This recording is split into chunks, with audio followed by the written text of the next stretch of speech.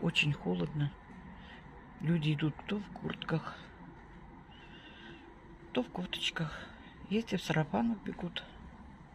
Но в основном одеты тепло. Тепло так и не пришло к нам.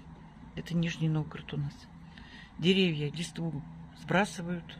Им уже надоело это. Так, вот где оно обещанное лето жаркое. Ой, так что вот так вот. Ну что ж теперь. От нас это не зависит. От нас много чего не зависит.